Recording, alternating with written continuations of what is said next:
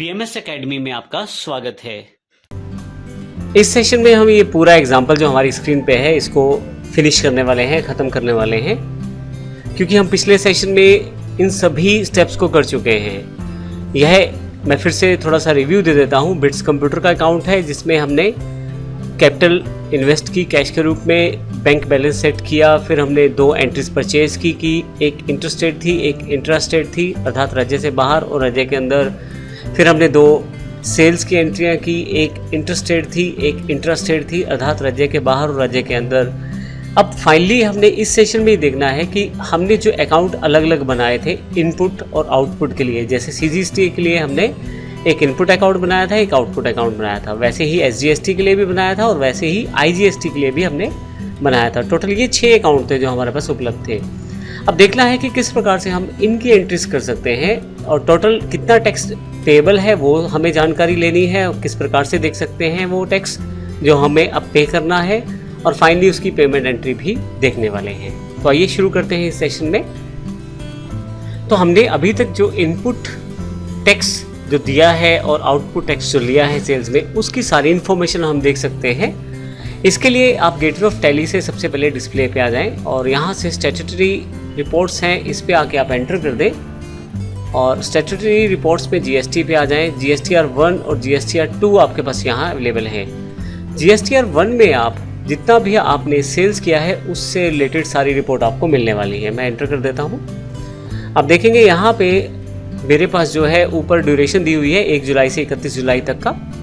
Total number of vouchers जो है वो 4 हैं, जिनमें से रिटर्न में 2 इंक्लूड किए गए हैं क्योंकि 2 ही सेल्स के वाउचर हैं और 2 ही GSTR 1 में शामिल किए जाएंगे, क्योंकि GSTR 1 में सेल से रिलेटेड रिकॉर्ड आने वाला है, क्योंकि परचेज से रिलेटेड रिकॉर्ड नहीं आएगा। इस कारण ये जो नॉट रेलिवेंट फॉर रिटर्न्स है ये दोनों परचेज के वाउचर्स हैं मेरे, इसलिए नहीं आएगा। अब हम बात करते हैं यहाँ B2B अर्थात बाय टू बाय इनवॉइसेस जो हमने काटे हैं उसकी टोटल वैल्यू जो है वो 1,25,000 रुपये है, जिसपे हमारे पास इंटीग्रेटेड टैक्स दिया गया है 11,700, सेंट्रल टैक्स है 5400, सेल स्टेट टैक्स जो है वो 5400 है। टोटल टैक्स अमाउंट 22,500 है। ये हमारे पास इन्फॉर्मेशन यहाँ पे है।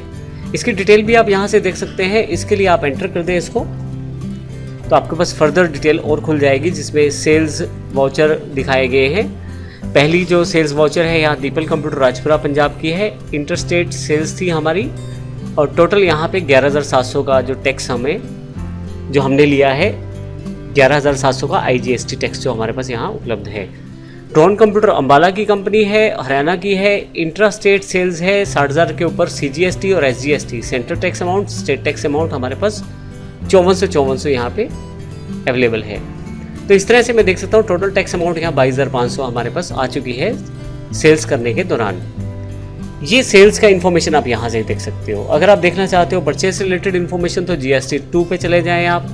यहाँ पे फिर से देखेंगे कि 4 वाउचर टोटल है, इंक्लूड रिटर्न में जो है वो परचेज वाले हैं। GSTR 2 जो है वो परचेज से रिलेटेड इन्फॉर्मेशन आपको दिखाने वाला है।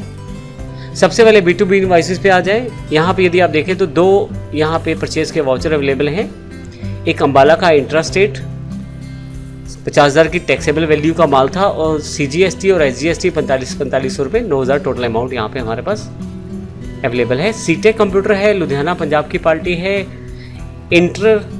इंटरस्टेट परचेज है तो यहाँ पे IGST लगा हुआ है 9,000 रुपये का 50,000 के ऊपर। टोटल टैक्स आप दे सकते हैं 18,000 रुपये। तो इस तरह से 22,500 हमने सेल्स करते हुए टैक्स प्राप्त किया है और 18,000 हमने परचेज करते हुए दिया है। टोटल जो बीच का डिफरेंस है 4500 रुपये, वो हमें कहाँ दिखाई देगा, हमें कैसे पता लगेगा टोटल ड्यू कितना है और फिर उसकी एंट्री किस प्रकार से हम करेंगे। आइए इसकी इन्फॉर्मेशन भी लेते हैं।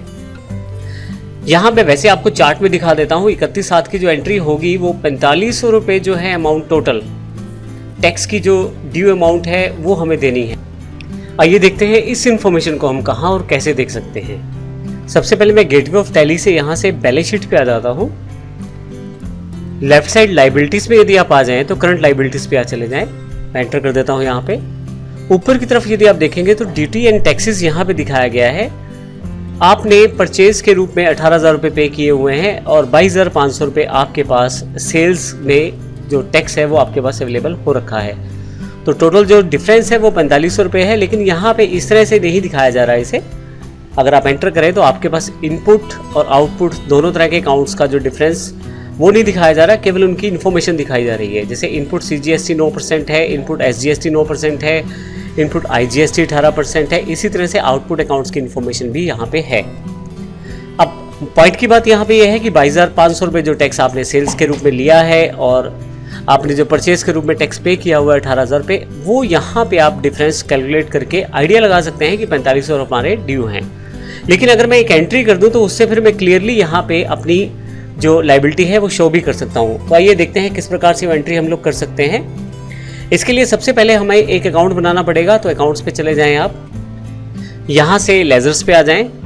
लेजर्स पे हमारे पास यहाँ पे सिंगल लेजर और मल्टीपल लेजर दोनों तरह की लेजर दी हुई है। अभी मैं केवल आपको अकाउंट दिखाना चाहता हूँ, तो यहाँ पे अल्टर पे आ जाता हूँ मैं यहाँ से, और नीचे की तरफ यदि आए तो GST पेबल का एक अकाउंट हमने ऐड किया है अलग से, ताकि मुझे ये पता लग जाए कि टोटल अमाउंट ड्यू कितनी है जो मुझे गवर्नमेंट को पे करनी है। मैं एंटर कर देता हूँ इसे। GST पेबल अकाउंट जो आपको बनाना है वो ड्यूटीज़ एंड टैक्सेस हेड के अंतर्गत बनाना है, और यह टाइप ऑफ ड्यूटी और GST जो है वो आप यहाँ पे अदर्स भी रख सकते हैं। मैं एंटर कर देता हूँ इसे। कोई भी कैलकुलेशन का परसेंटेज नहीं दिया मैंने। फाइनली नोट एप्लीकेबल, सिर्फ मुझे एक अकाउंट बनाना है ड्यूटीज़ एंड टैक्सेस में GST पेबल का, ताकि मैं अमाउंट को कैलकुलेट कर पाऊँ। तो वो मैंने यहाँ पे क्रिएट कर लिया है। अब इस अकाउंट के साथ मुझे एंट्री करनी है ताकि मैं अपनी टोटल ड्यू अमाउंट जो है उसको देख पाऊँ। तो आइए उसकी एंट्री करके देखते हैं। इसके लिए मुझे एक जर्नल एंट्री पास करनी है जिससे मैं इस इन्फॉर्मेशन को चेक कर पाऊँ। इसके लिए मैं अकाउंटिंग वाउचर्स पे चला जाता हूँ, यहाँ से जनरल वाउचर सेलेक्ट कर लेता हूँ। अब जनरल वाउचर में मुझे सभी आउटपुट अकाउंट्स को डेबिट करना है, जैसे कि आउटपुट CGST। देखिए अमाउंट 5400 यहाँ दिखा रहा है, तो मैं 5400 फिल कर देता हूँ, एंटर कर देता हूँ। वैल्यू 0 हो जाएगी। फिर से बाय में अगला आउटपुट अकाउंट, आउटपुट SGST, इसकी वैल्यू भी 5400 है, तो 5400 कर देता हूँ यहाँ से मैं। फिर से बाय में आउटपुट IGST 18%, जो अमाउंट यहाँ दिखा रहा है जैसे 11,700 है, तो यही मैं यहाँ पे फिल कर रहा हूँ अभी। अब मैंने सारे आउटपुट अकाउंट्स को डेबिट कर लिया है, मुझे क्रेडिट करने हैं सभी इनपुट अकाउंट्स। अब इसके लिए मैं यहाँ पे 2 करके, और फाइनली मुझे इनपुट अकाउंट्स को क्रेडिट करना है। तो इनपुट सबसे पहले मैं CGST ले लेता हूँ। अमाउंट किस तरह से आप कन्फिगर करेंगे, देखिए यहाँ पे 22,500 जो अमाउंट दिखा रहा है, इसमें से आपको 18,000 रुपये लेस करने हैं। तो आपके पास वो अमाउंट आ जाएगी जो आपके पास एक्चुअल इनपुट CGST है। तो यहाँ पे 4500 का डिफरेंस है, तो वो यहाँ फिल कर देता हूँ मैं। इसी तरह से अगले वाले में यहाँ पे फिर से मुझे एक और इनपुट अकाउंट को लेना है, वो इस बार ले लेता हूँ SGST। इन दोनों में डिफरेंस देखें तो आपके पास फिर से यहाँ पे 4500 का डिफरेंस है, क्योंकि 18,000 में जब आप माइनस करेंगे 13,500, तो यहाँ 4500 आ जाएगा। अब ये कैलकुलेशन किस तरह से कर रहा हूँ मैं, असल में मैंने पहले से कन्फिगर कर लिया था GSTR 2 में से कि मेरी टोटल अमाउंट ड्यू का है, वही मुझे डालनी है एक्चुअल में। इसके लिए आपको अलग से कुछ नहीं करना है, वही अमाउंट डालनी है जो मैंने चार्ट में भी आपको दिखाई थी, जो आपने कैलकुलेट की थी। ये तो सिर्फ एक तरीका है ताकि आप यहाँ एंट्री गलत ना करें। तो इसलिए जो अमाउंट यहाँ पे टैली दिखा रहा है उसमें से मैं उस इनपुट SGST के अमाउंट लेस कर रहा हूँ, वो यहाँ पे आ जाएगा। और फाइनली इसी तरह से अब मुझे एक और इनपुट अकाउंट लेना है। यहाँ पे वो अकाउंट है हमारे पास IGST। दोनों पर जो डिफरेंस है फिर से यहाँ पे 9,000 रुपये है, तो वो मैं फिल कर देता हूँ यहाँ पे, ताकि मेरा जो अकाउंट है 0 हो जाए। अब अल्टीमेटली आपको यहाँ 0 करना है, ऊपर भी 0 आना चाहिए सब आउटपुट के अकाउंट्स के साथ, और नीचे भी इनपुट के सभी अकाउंट्स के साथ 0 आना चाहिए। तो वो वैल्यू आपको फिल करनी है जिससे ये 0 आ जाए। ये वैल्यू आप देख सकते हैं जब आपने GSTR 2 देखा था, जो अमाउंट वहाँ था इनपुट का वही अमाउंट यहाँ फिल करना है, और ऊपर जो आउटपुट का GSTR 1 में अमाउंट था वही आपको यहाँ फिल करना है।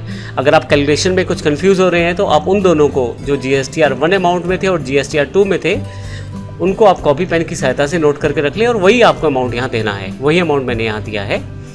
फाइनली टू GST पेबल, और सबसे इंपॉर्टेंट बात, सबका 0 यहाँ आना चाहिए। अगर सबका 0 आ रहा है तो आपकी एंट्री बिल्कुल ठीक जा रही है यहाँ पे। फाइनली आपने अब एक अकाउंट हमने अभी बनाया था GST पेबल, उसको लिया है, ये ऑटोमेटिकली कन्फिगर कर लेगा। बीच का डिफरेंस 4500 मैंने आपको बताया था डिफरेंस था, वही 4500 इसने कन्फिगर कर लिया है, कैलकुलेट कर लिया है।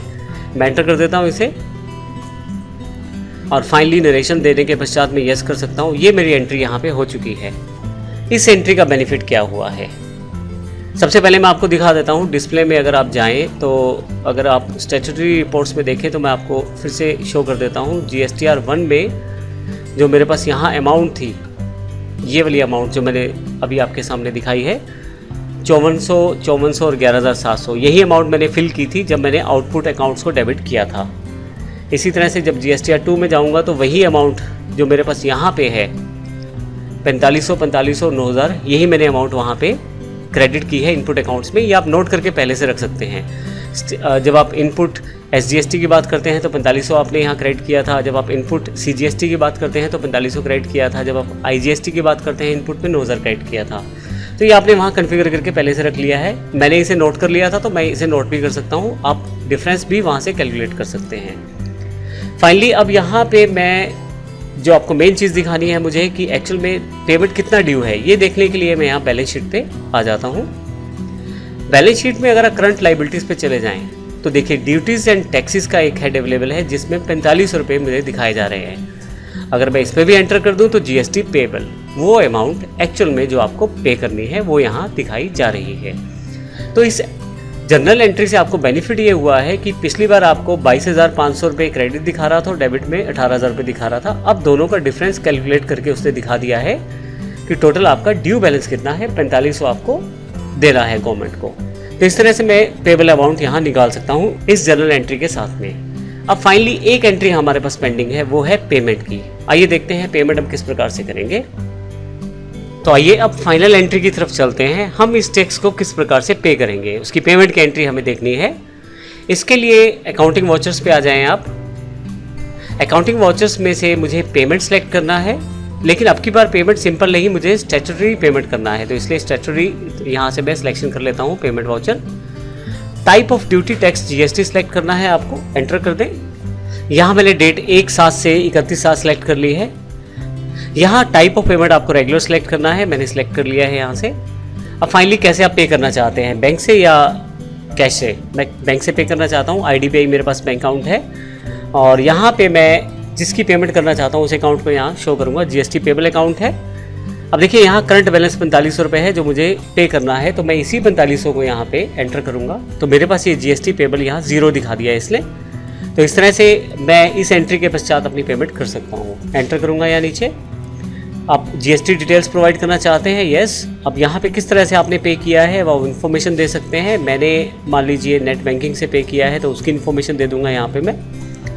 बेसिक इन्फॉर्मेशन के बाद एंटर कर दें आप और फाइनली इसे आप एंटर कर दें। अब इस सारी एंट्रीज़ को करने के पश्चात यस कर दें। ये आपकी पेमेंट एंट्री हो गई है। पेमेंट एंट्री के पश्चात यदि आप देखें बैलेंस शीट में जाकर तो आपको यह है करंट लाइबिलिटीज़ में जाएंगे तो इस समय ड्यूटीज टैक्सेस में कुछ भी नहीं दिखा रहा क्योंकि आप पे कर चुके हैं। तो इस तरह से आप देख सकते हैं कि हमने जो पेमेंट था 4500 रुपये गवर्नमेंट को पे कर दिया है। तो इस प्रकार आप एंट्री कर सकते हैं सेपरेट इनपुट और आउटपुट अकाउंट्स लेते हुए टैक्सेस के, और आसानी से आप GST को पे भी कर सकते हैं। और ये सभी एंट्रीज हमने इस सेशन में देखी हैं। अगला सेशन जो अगला चैप्टर हमारे पास आने वाला है वो रिवर्स चार्ज मैकेनिज्म का है। एक नया एग्जाम्पल है, नया इंपॉर्टेंट टॉपिक है टैली में। और जब भी हम अनरजिस्टर्ड डीलर से परचेज़ करते हैं तो उस टैक्स को देने की जिम्मेवारी हमारी हो जाती है। इस एजम्पशन के साथ रिवर्स चार्ज मैकेनिज्म गवर्नमेंट की तरफ से GST पे इम्प्लीमेंट किया गया है। इसकी जानकारी हम अगले आने वाले सेशन में लेने वाले हैं। धन्यवाद।